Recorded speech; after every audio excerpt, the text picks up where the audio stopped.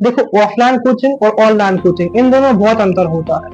सबसे पहले बात करें अगर हम ऑफलाइन कोचिंग की, तो देखो ऑफलाइन कोचिंग में आप लोग ना अपने सहपाठियों के संग, अपने दोस्तों के साथ बैठकर पढ़ते हैं, और अगर सर से डाउट नहीं पूछ पा रहे हैं तो अपने दोस्तों के साथ मिलकर डाउट को क्लियर कर लेते हैं, सवालों को हल कर लेते हैं, ठीक है। और कोई भी टेंशन हो तो सब में बता देते हैं, तो आसान हो जाता है आपको पढ़ना। ऑफलाइन में कह रहे हैं हम।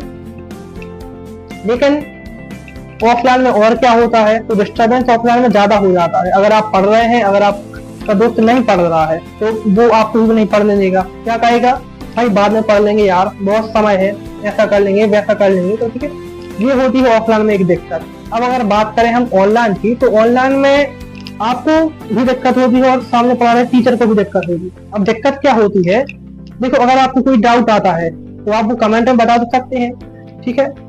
लेकिन अगर टीचर नहीं देख पाए यहाँ, या फिर डाउट तो बहुत आते रहते हैं ना, बहुत बच्चों के मैसेज आते रहते हैं, तो अगर स्क्रॉल हो गया एकदम से तो ये दिक्कत ऑनलाइन में होती है। ना आप टीचर को साक्षात देख पाते हैं, ना टीचर आपको देख पाता है सामने से, ना टीचर आपके फिर चेहरे पर जो भावनाएं आती हैं सवालों को देखकर। जैसे मान के चलो हमने कोई सवाल पढ़ाया, अब हम ये तो अच्छे से देख नहीं पा रहे हैं कि अगर आपको समझ में आया है, अच्छे से नहीं आया है। मान के चलो हमने पूछ भी लिया कि आपको अच्छे समझ में आया है ना, तो उनमें से बहुत से बच्चों को समझ में नहीं आएगा, बहुत से बच्चों को समझ में आ जाएगा। तो ये दिक्कत होती है ऑनलाइन और ऑफलाइन।